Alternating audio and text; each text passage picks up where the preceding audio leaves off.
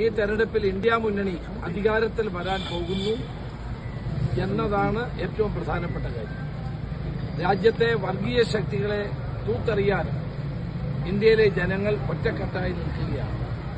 ഒന്നാമത്തെ face election കഴിഞ്ഞ ശേഷമാണ് നരേന്ദ്രമോദി കൂടുതൽ വർഗീയത പറയാൻ തുടങ്ങിയിരിക്കുന്നത്.